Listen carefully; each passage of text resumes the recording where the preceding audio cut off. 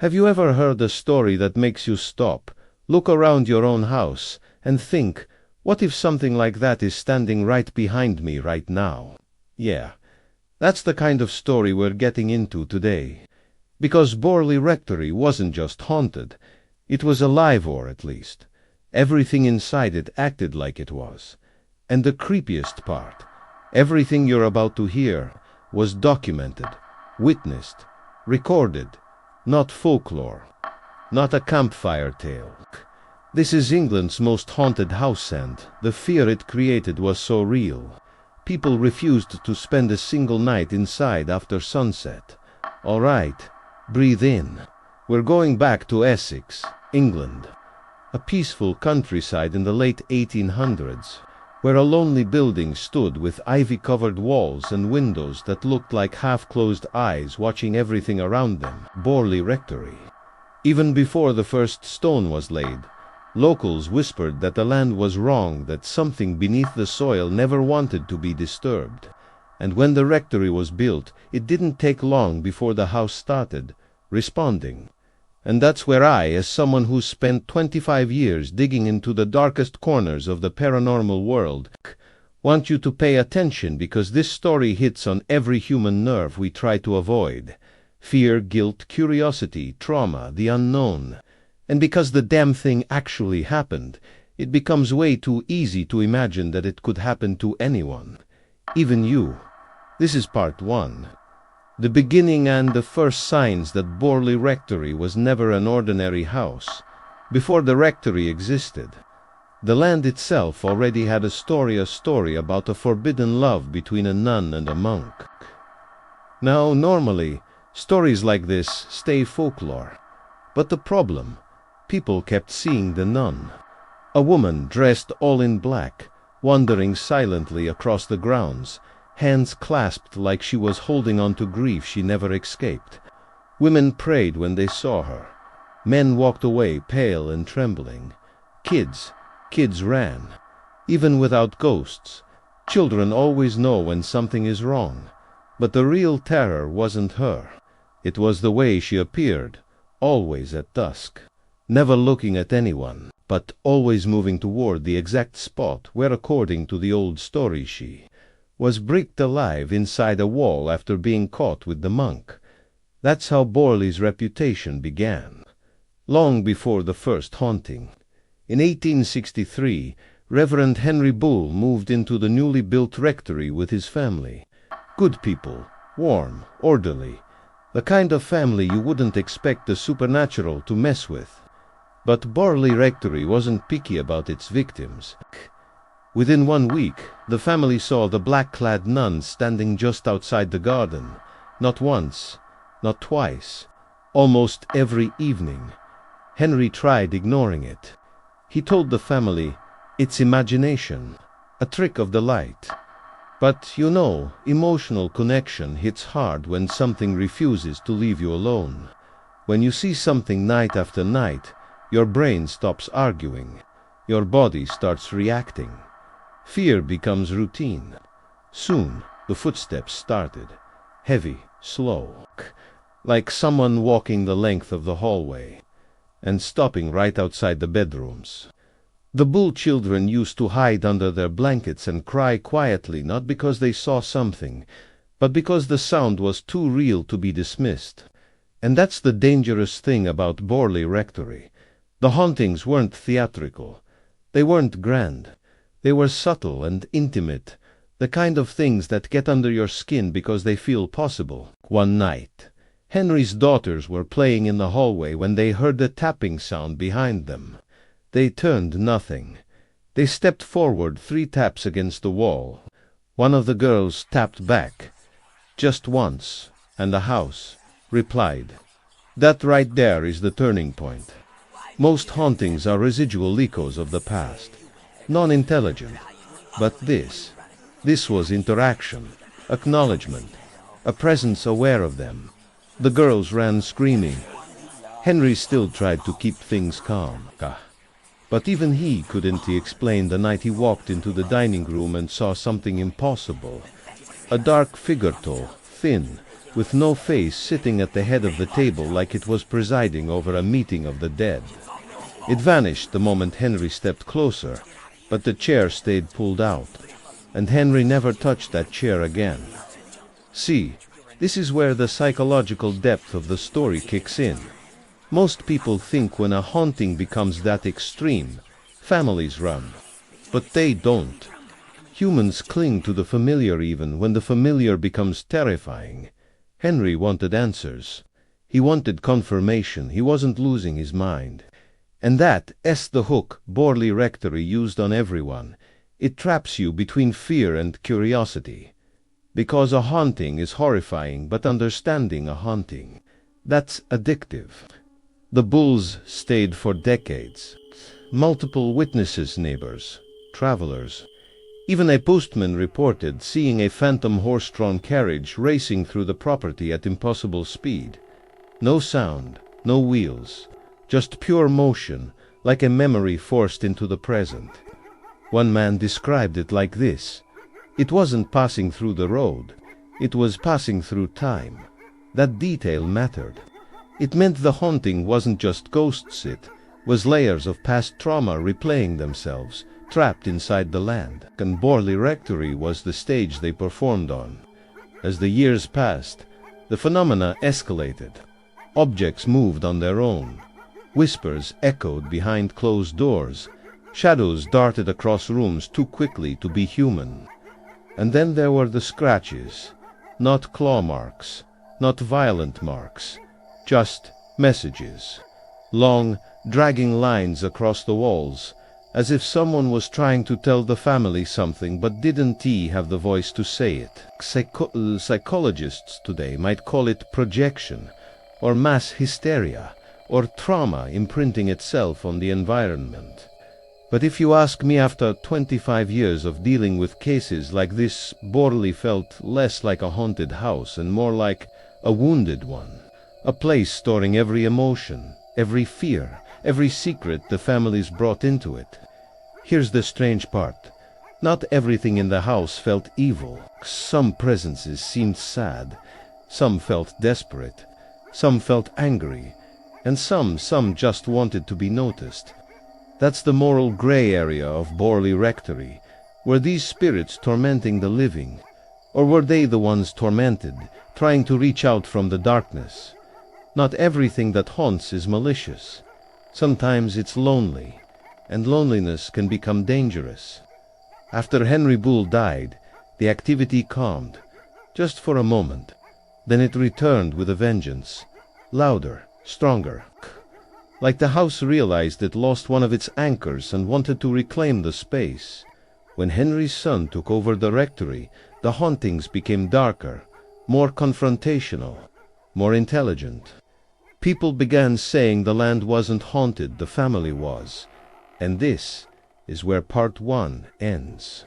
Not because the story slows down, but because everything after this point gets even worse. New tenants, new hauntings, new mysteries, messages from the walls, ghosts that respond to questions, and a tragedy that burned the truth into history. Part 2 will dive into the era of the Foysters, the family that suffered the most. And trust me, you're not ready for what the house did to them. Thanks for watching, and I'll see you in the next one.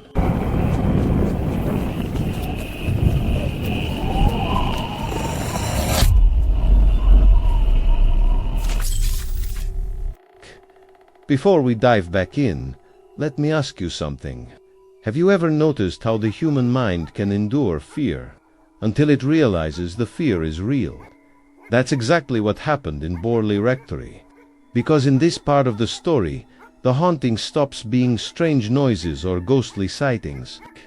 No, now it starts touching people, following them, reading their thoughts, and in some cases, rewriting their lives forever. Welcome back to the most unsettling chapter of England's most haunted house. All right, if you survived part 1, then you're ready for the descent into part 2. And trust me, this is where the mystery gets personal. Because now we're not just talking about a haunted building. We're talking about psychological collapse, moral confusion, and a haunting that seems intelligent, almost selective about the people it wants to break. And yeah, everything you're about to hear, documented, recorded, witnessed, no exaggerations needed. Let's get into it.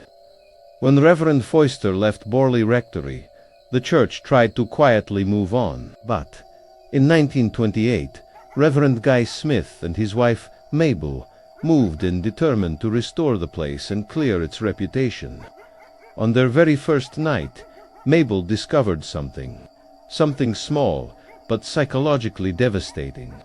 A skull, buried inside a brown paper bag, hidden deep inside a cupboard wall. And just like that, the rectory made its first move.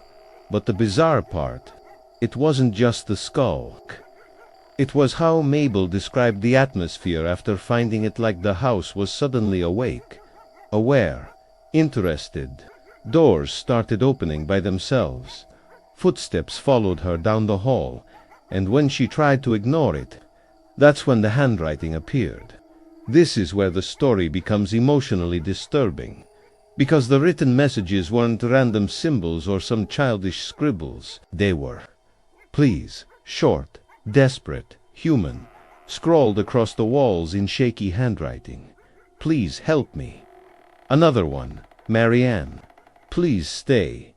And then the most unsettling, light mass prayers. If you were in Mabel's place, imagine how that would feel. You're just trying to live your life, and suddenly the house starts treating you like you're responsible for someone's suffering, someone long dead yet still begging for help. And this is where the emotional connection hits hard, because these messages weren't meant for anyone. They were meant for specific people. The house was choosing. By now, Borley Rectory was a national obsession. Newspapers called it the house that screams. People whispered about it like it was cursed. And the church, desperate, brought in one man who loved impossible cases, Harry Price, a paranormal investigator with the confidence of a scientist and the reputation of a showman.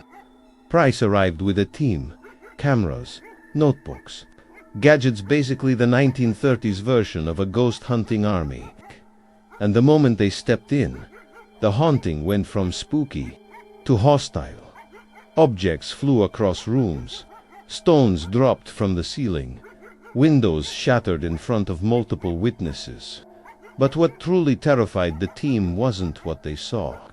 It was what the ghost knew. Paranormal events usually repeat like broken records, but not here. The entity inside Borley Rectory reacted to conversations. It responded to questions. It avoided certain people and tormented others. Harry Price once asked out loud, "Is someone here?" And suddenly 3 loud knocks echoed through the hallway. He asked again, "Are you trapped?" 1 knock, "Yes." At this point, Price realized this was not a mindless haunting. This was a conversation. But here's the twist. The entity wasn't talking to just anyone. It became obsessed with Marianne Foister, the previous resident, the woman whose life the house nearly dismantled. Here's where the story becomes complicated. Some people believed Marianne was a victim haunted day, gate, and night, followed by something she didn't understand. But others accused her of faking everything. They claimed she staged the events for attention, or to cover up embarrassing secrets in her personal life. And that's the unsettling part. Both theories sound valid. She had reasons to lie, but she also had reasons to be terrified. Even Harry Price, who was usually confident in his judgments, said Marianne was the most confusing witness he ever dealt with. So who was telling the truth? Nobody knows. That's the moral fog of Borley Rectory, a haunting wrapped in human flaws. Remember the ghostly nun from part 1? Well, in part 2, she comes back with vengeance. Multiple witnesses. Assistants saw her drifting across the garden at dusk, head bowed, hands clasped, moving silently along the same path every single evening, like she was walking toward something, or away from something. And then came the twist. Witnesses said she didn't look sad anymore. She looked worried, as if whatever haunted Borley wasn't just her, as if she, too, was scared of something else inside that house. Think about that for a second. A ghost, afraid of another ghost. That's not haunting, that's hierarchy. During one of Price's sessions, the wall writing suddenly shifted. For weeks the messages had been soft, pleading, but now the handwriting changed, sharper, violent, erratic. And the message said, "This house will burn." Harry Price documented it, photographed it, and even announced it publicly. But here's the terrifying part. The prophecy came true, exactly as predicted. Years later, Borley Rectory burned to the ground, and the man responsible for the fire, he admitted he saw something inside the hallway right before the flames erupted. Something white, something human-shaped, but not alive. Things are spiraling now. The hauntings are becoming personal, targeted, intelligent. And the biggest revelations, the ones that twist the entire story, haven't even arrived yet. Because in part 3, we finally uncover what really happened to the nun, the secret hidden under the rectory, and the unsettling truth Harry Price discovered before he died. Part 3 is where the case breaks open. And trust me, you're not ready for that ending.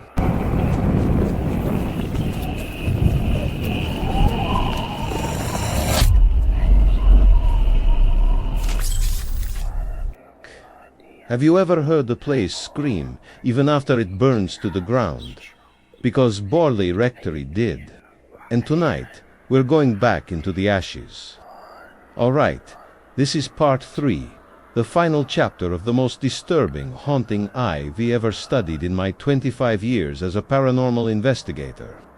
If you've been following parts 1 and 2, you already know Borley Rectory wasn't just haunted.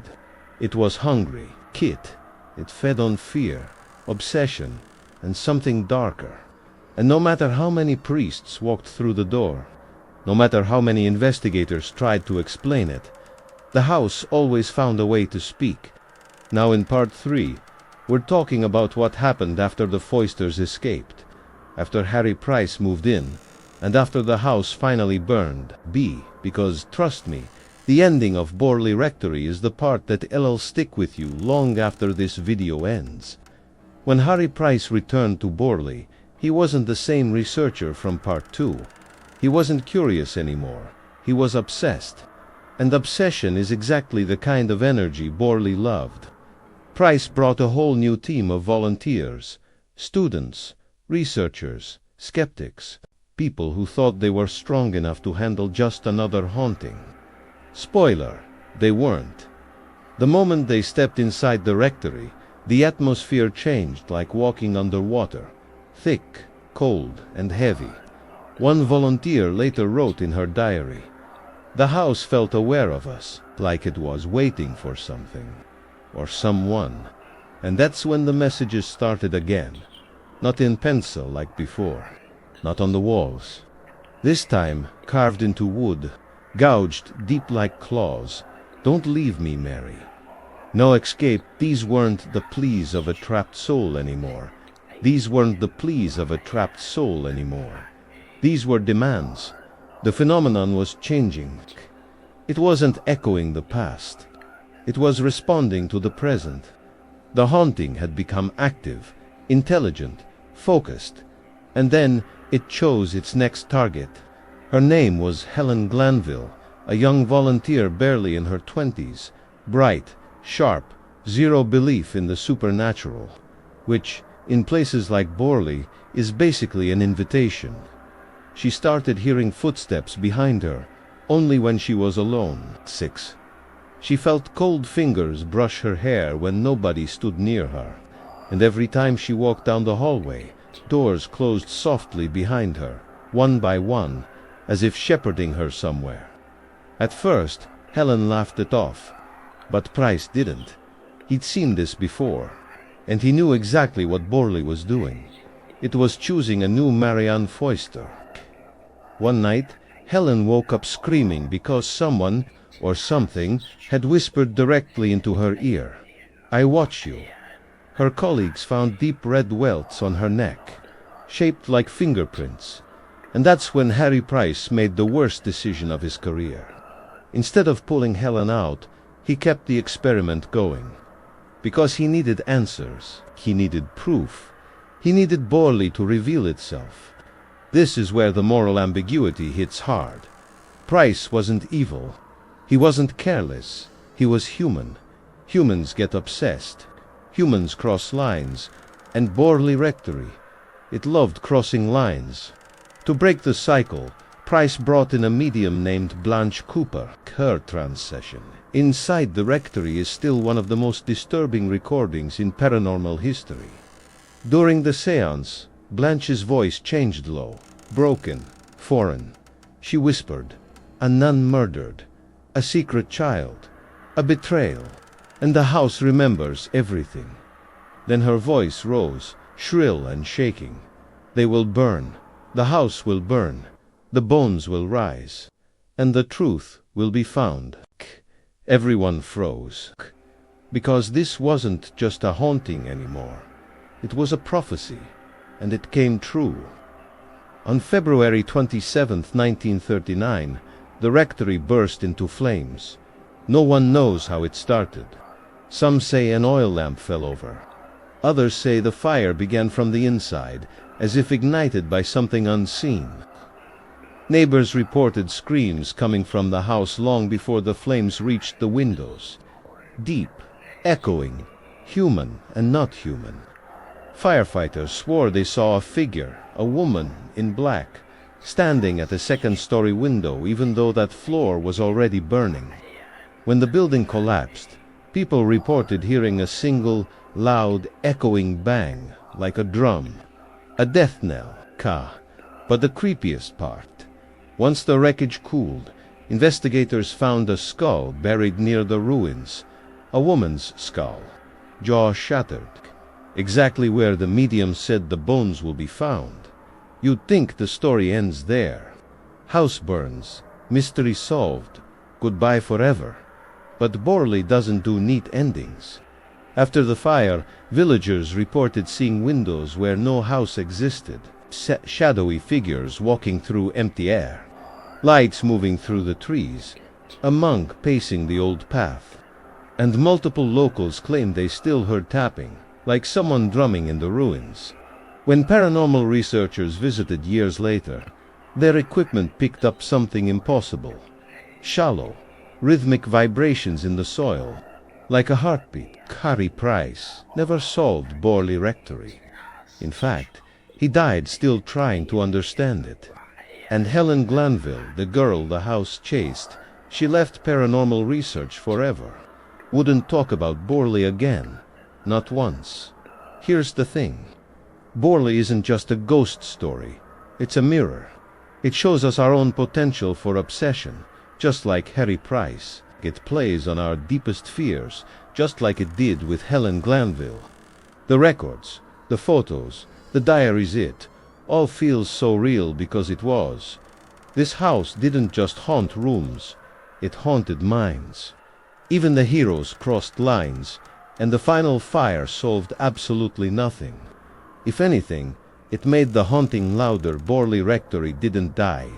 It transformed. And some places, some tragedies, some secrets, never go quiet. Thanks for watching the final part of our Borley Rectory series.